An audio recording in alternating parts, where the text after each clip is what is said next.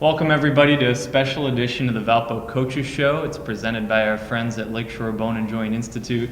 Brandon Vickery with you. Glad to be joined by the head coach of the Valpo football program, Andy Waddle. And Coach, this is an exciting day. It is National Signing Day. It is your first signing day as the head football coach at Valpo.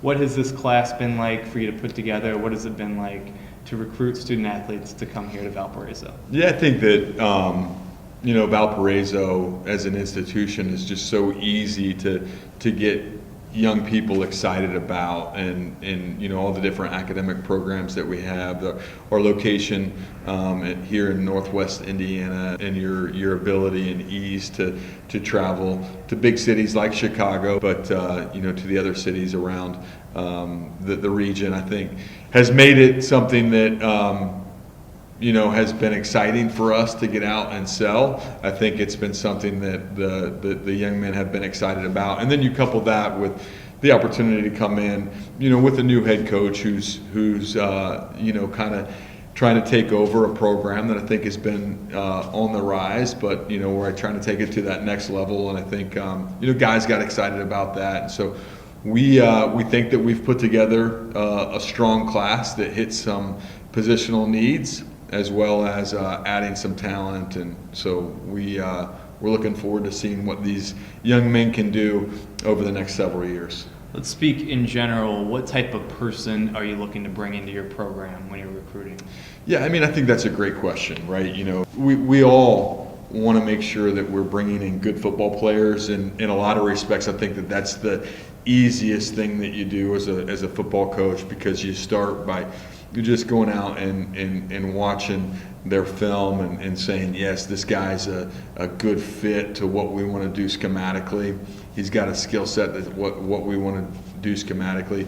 But I think that, one of the things that has made me successful at previous institutions was really looking beyond just the football side of things, but finding the people that we felt came from, good programs that were winning programs, or individuals that were winners, guys that were captains on their team, guys that had a level of success at the programs that they were at, but then also the guys that love the game of football, but so much more than that. We want to find guys that are good students that want to be successful, not just in their 4 years of playing football, but in their 4 years of being a student, and then in their life beyond that. That sometimes can be a hard thing to exactly evaluate, but something that we try hard to do. And when we get a chance to meet with every one of our recruits and spend some time with them, they're interviewing us and we're interviewing them, and to make sure that we're finding that perfect balance and that perfect match. Let's talk about the makeup geographically of this year's class.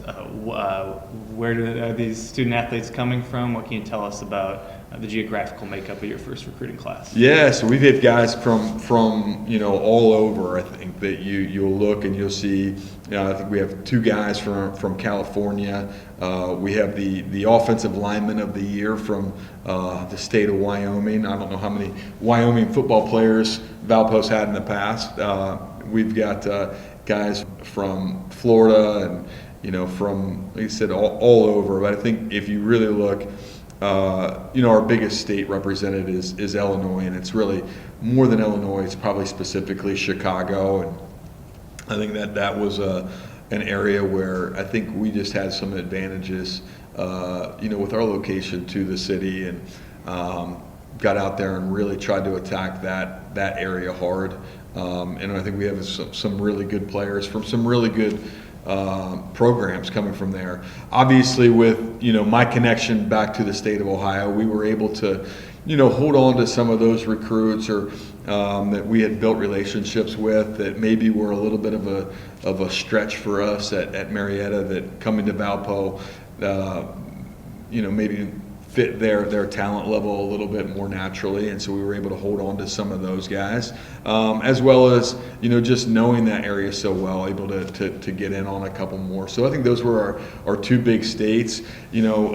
Truthfully, want to do a better job as I move forward in the state of Indiana. We want to make sure that this becomes one of our primary targets.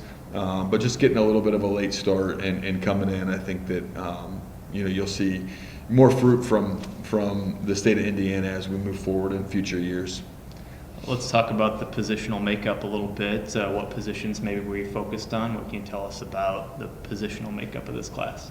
Yeah, so I think that we did a good job of addressing all of our positions at an appropriate need-based level. So, typically in a college football program, you're graduating or guys are moving on at almost every position level, kind of balanced.